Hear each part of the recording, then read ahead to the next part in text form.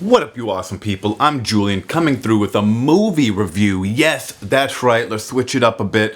Last night, I just finished watching The Platform 2, and whoa, I can't wait to just break down my opinion of it. But before I dive in and go, as always, please help support the channel to grow by whamming that like button and bamming that subscribe button. Thank you. Now let's dive right in. So, wow.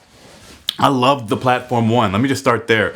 The Platform 1 to me is an excellent horror film. For anyone that hasn't seen The Platform 1, you definitely should. It's on Netflix. And basically, without spoiling The Platform 1, because I am going to spoil The Platform 2, fair warning. Without spoiling The Platform 1, it's literally about what would happen if you're randomly put every month in a new level, and each level based on it determines when you get your food. Level 1 gets their food first, and it's a very beautiful layout of food made from like really high-end chefs. Think about like a whole staff of like Gordon Ramsay's, right? Making all this food every single day. And theoretically, if everyone ate just their helping, there'd be enough food for everyone to eat it from all the floors, which you find out later. Spoiler alert, but it's in number 2. There's over 300 of them. Wow. Anyways, each month, 2 people are randomly assigned to one of these floors, and if you're with a person, you guys are together each month until one of you dies or something happens or kills the other one. But basically it's that, and it's fascinating, it's fabulous, it's incredible. It was a foreign film, but they dubbed it so great that at points you forget that, because the lip syncing is wildly good for it being a different language than dubbed in English. But amazing. I gotta say, one of my favorite, if not my favorite, horror films from overseas, but regardless, one of my favorite horror films overall. Definitely. Top 100 for sure. Top 50, think so. Top 25? Possibly. Anyways, let's dive into The Platform 2, which is a sequel even though it's a prequel. It's a prequel sequel. It takes place before the events of Platform 1. And real quick, I love Platform 1, like I've said. And when I Googled it, trying to research how much the budget is, because I'm always curious how much a budget of a film is, Google said it was like $1.25 million. I think it probably was a bit more, like I was going to guess between 2 to 5 million. But hey, regardless, if they did it for 2 to 5 million or less than 2 million, amazing. And regardless of how much they did it for, it's just a fabulous film. But like, incredible. Any film that gets completed, I already have like high respects for, because films are very challenging to complete regardless of how good or bad they are. The Platform 1 is excellent, and surprisingly, I thought The Platform 2 was really good. The Platform 1 definitely is a better film, but I thought The Platform 2 was just going to be a straight cash grab because of how successful and viral The Platform 1 went. Maybe it is a cash grab, but I would say for a cash grab, this is one of my favorite prequel sequels I've ever seen. And I don't understand why it has so much hate, because on IMDB, it got a 5 out of 10. It's like, what did you all want? So let's pause my opinion, because I'm going to keep going and spoiling it. But what did you want in The Platform 2 for anyone that saw it? Like, what were you expecting? What were you hoping for? Did you like it? Was it a letdown? And why are so many people hating it? What did they expect? Oh, I think I know. Here's my theory. I think there's a lot of hate for the movie because people were, rather than wanting to see how it all started, they wanted to see the main character, which I'm sorry for not knowing any of the characters' names or being able to say them well because they're not simple American names, so I apologize.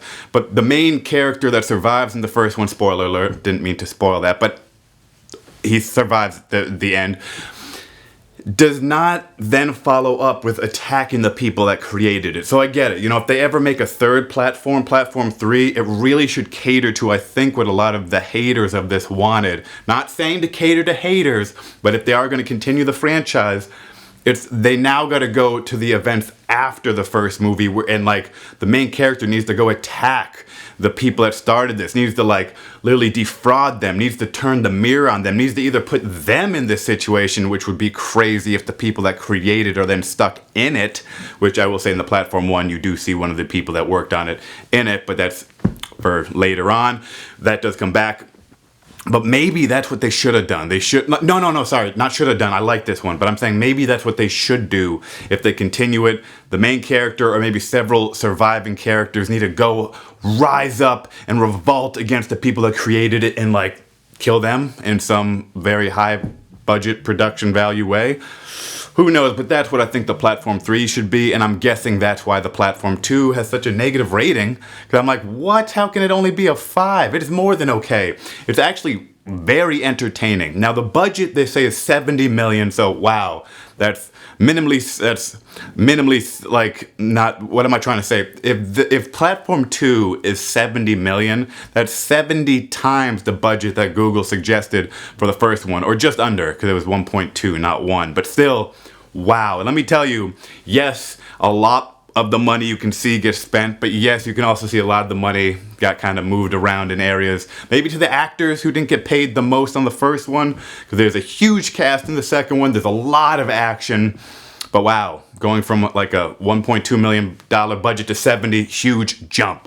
But the Platform 2, diving into kind of what happens, it takes place like at I'm guessing this is one of the beginning, the very kind of first trial of the Platform series, in the sense that, again, the chefs make these crazy delicious meals that start on Platform 1 and go down. Now they break a little bit more of the rules into this, or they dive into that. And one of the rules is whatever you ordered, because check this out, if you're gonna go into this place, which it seems like most people went in there as an alternative to jail, or maybe they were in jail and if they did this and survived, they would get a shortened sentence, or they'll be let free, let out. Regardless of why they're in there, one of the things is on your way to going in, you're asked, what food do you want? And that one food is gonna be your meal for the entire duration you're here. So pick wisely. You also get one item. You know, like I would say in the Platform 1, one character got a book, the other character got the Samurai Sword Plus, which that comes up in a minute. But again, on the Platform 2, you're supposed to order something, whatever you order, that's what you're gonna always have. So if you want peanut butter and jelly, you better love peanut butter and jelly, because that's all you're getting for the entire time you're there. Now, it also seems like they get one meal, so it's a very intense diet. You know, they're not gonna get multiple meals. It seems like you get one meal of whatever you order. So I suggest ordering a lot of food. Me personally, I was initially gonna say I want like a sushi like boat, because as much as salmon sushi is my favorite, I realized if I just have salmon sushi every single day, I mean, I wouldn't get sick of it, but it's like, I want to make sure there's enough. Also planning ahead that people are going to steal my stuff. Not acceptable. I would say a sushi boat, because that's plenty of food. That's more than enough for one meal, and I definitely won't be able to finish it, so I can share. And assuming someone steals some of my food, I can still have enough for myself. And not everyone likes raw fish, so it's kind of safe that way, you know, gambling. What food would you pick if you were stuck on the platform? Let me know. Also, what would your item be? Because that's where I'm conflicted. Part of me wants like a staff, you know, so I can beat up people that try to attack me or defend myself. But part of me wants something more interesting. Comment that below. But anyways, this movie, The Platform 2, takes place with these two characters. This, I was gonna say thin, but just average sized woman, thin woman, like regularly thin. And then an obese, bald dude who's shirtless a lot of the movie. I don't know if he watches a lot of Burt Crusher's comedy and it's like, I gotta take my shirt off too, but regardless. So this guy is a big dude and she's a, you know, smaller lady. And it's kind of their whole story. And at first, the movie just, you know, shows them dealing with the circumstances. Since every month, they're gonna randomly be knocked out and wake up in a new level, 1 to 333. It's a random crapshoot, so you never know. Obviously, you want higher up. Now, immediately in this movie, unlike the Platform 1, there's a lot of intercommunication from each floor. Like, there's rules. I'm sorry, I forgot what the group is, but like there's a group leading it. I'm just gonna call them the Liberators, even though they do not liberate, but that's part of the fact that their name, it's not Liberators, it's something else. But they don't really follow what their name's meant to be. Like, in fact, they're very tyranty. They're controlled by this one dude that's missing an arm and missing eyes. And I gotta tell you, this movie gets gruesome. But before we get deep into the gruesomeness, so you have this relationship, and I don't mean like romantic, just like two people that happen to be at the same time, the woman and the guy. And the guy, you know, everyone's supposed to just eat their ration of food so everyone can eat, but people above him are not following suit. So eventually he's not able to get his food, and even though he's very large, so it's hard for me to believe he starves. I guess he has something like he's diabetic or something. He needs something, like he needs food because he starts coughing blood the longer he's not eating, and eventually the dude dies. Like it's sad, he dies. he dies. But anyways, the movie escalates. You then get a lot of the people from the first one. I love this, that came in, but organically. Like, there's this dude, the Samurai Sword Plus dude, who in the first movie dies, but, you know, you find out he's a cannibal. You get to see kind of his story. So he comes in after the big, bald, obese dude dies, I guess from starvation. I'm sorry, I cannot believe that I forgot how he died. 'Cause it just, what a stacked movie. But anyways, he dies, so it's now her story. It's really the girl's story. And her new roommate becomes the Samurai Sword Plus dude, who, you know, it's very interesting that this guy is not interested in following any of the rules. He immediately, as soon as the food comes, all he cares about is shoveling food. It's like he's a food addict. He's addicted to food. Doesn't care about anyone. In Platform 1, you'll really see he does not care about anyone but himself. Obviously. That's his word, by the way. And it basically escalates. Now, I'm trying to remember the timing of this, but I love that you have one of the actresses from Game of Thrones. Game of Thrones was such a stacked cast, but this actress I was such a big fan of her. Forgot her name in that, but she's excellent in this.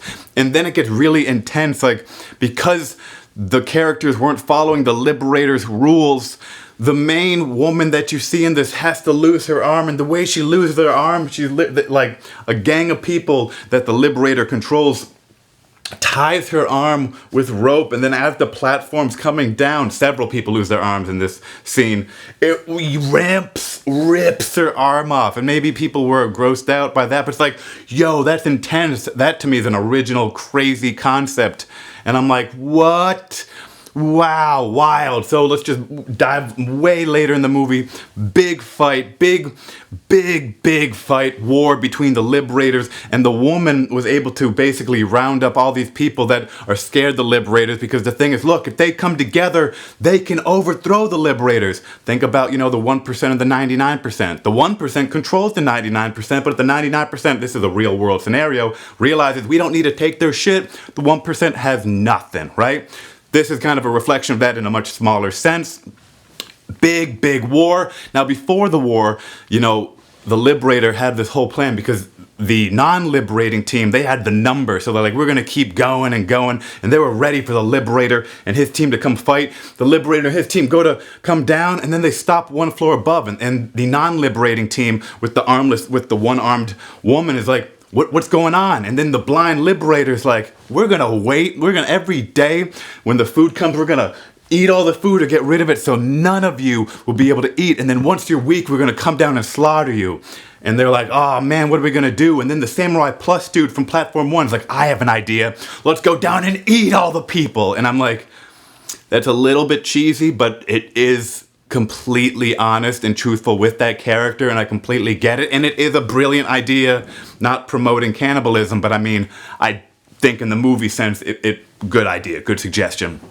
And this is after the non-liberating team all celebrated and partied, because they're liberating themselves by not being on the Liberator side. Anyways, a huge war happens. Spoiler alert, the one-armed woman survives. The Samurai Plus dude survives, but he had to survive because he's in Platform 1, so it's kind of an obvious one. I'll also say it was really sad that there was a woman that he was really connecting with at the party before this big war, and he accidentally kills her. At least I think it was an accident, and it really hurt him, but it's like, damn, dude not only ate people, but like killed his friends. Not a good person to have on your team. But anyways, still great actor, still great performance. I also love that they have the character. There's this woman that worked in the platform. You get to see her cameo. Also, the main woman, it was such a twist that the reason she's in there is because she was engaging in like animal abuse, like to a massive scale. Like think Michael Vick, you know what he did with dogs, but on a much bigger level. It's like, damn. And then this movie also tackles the whole, like, what about all the children? Where are they? And you see this whole room of just children playing. But like, think of King of the Mountain, but with way too many children. It's like one obstacle course thing. Not an obstacle course, but one like long, big thing for them to climb and then slide down. I'm like, oh my God, I'm happy that they're not in the different levels. But it's so sad seeing all these children without parents just...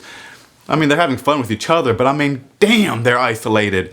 And then just to continue the movie, it ends with, well, it doesn't quite end this time, like at this point, but then after the war, the the one-armed woman and the woman from Game of Thrones, before the woman from Game of Thrones dies in this, spoiler alert, but I already told you there's gonna be spoilers, literally says their only chance to get out is at the end of the month, before everyone gets knocked out and leveled to a different level. And one of the things that should be clear is at the end of each month, there's gas that is just poured into each room to knock everyone out. So then the staff of the platform can move everyone to whatever level they decide or are told to move them to. Now, after the war, somehow this one-armed woman warrior is able to, she pretends to be in the dead group, because anyone dead, their bodies get removed. So she pretends to be dead, and then you get to see this whole like anti-gravity like scenes where you see all these floors and you see so many staff members. Like, my lord, I want to know how the platform people make money, because the staff is like so many staff, 333 floors, and there's like a person for each one. That's over 333 staff members. Like, what? Anyways, so they're like anti-gravity, like going floating, and then she's waiting for opportunity. The one-armed woman warrior waits for her opportunity, then dispatches from the whole group of dead bodies.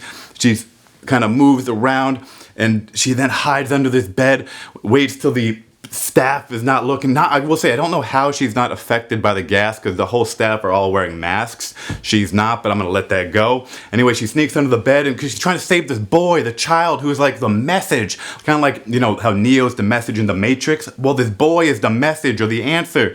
So she goes to save him. She does save him, but she keeps bumping her head, and it's crazy because she's bumping her head on this hard cement, and you see blood, just no gravity, to start going in the air. And I'm like, oh lady, don't die, not now, you've gone so far. She then brings the kid to escape and bumps her head again really hard on the other side of the wall, but still is able to somehow escape, gets to this bottom room, and then it's like, what? Her and the boy are then surrounded by all these people, and like, oh no, did she lose? And the people said to the lady, the one-armed woman warrior, they're like, your journey's done, but the boy is the answer, and he will be fine. And they somehow rescue the boy, not quite fully understanding that, and hopefully the boy is fine. But then the woman's story is over, you know, as they said, they don't sacrifice her, but you can tell she's gonna die, and it's just like, wow. Like, I'm sorry if y'all don't like the ending, or you're like, you don't like all the ridiculousness they added to it, but it's like, if we're just looking at this for the purest fact of being an escape movie for us to enjoy and watch, I think it's incredibly on the money. I would definitely give this an 8 out of 10, not a 5. Maybe an 8.5, because it's really entertaining. Yes, it's obviously not as good as the first one, but that's an unfair expectation. It's a very different story, and it's a cool idea for a prequel of how that all began, but I can also see how the audience might want to be like, revolt against the people that made this. So Netflix, if you want, you know, to put more bags in this movie and this franchise, I would say do that for the Platform 3. But hey, that's what I got to say. I thoroughly enjoyed it. Thought it was a great film. A lot happened. It is chaotic, and there are moments that are a little bit like, I don't know if I'd quite believe that in this scenario, but overall, I had a great time. It was super fun, and yes, I would watch that again. I would watch the Platform 1 many more times than the Platform 2, but I would watch the Platform 2 a second time. That's my opinion, y'all. Let me know yours. And if you want more movie reviews from me, let me know that too. But in the meantime, have a great night. And remember, cheers, players. Forget them haters.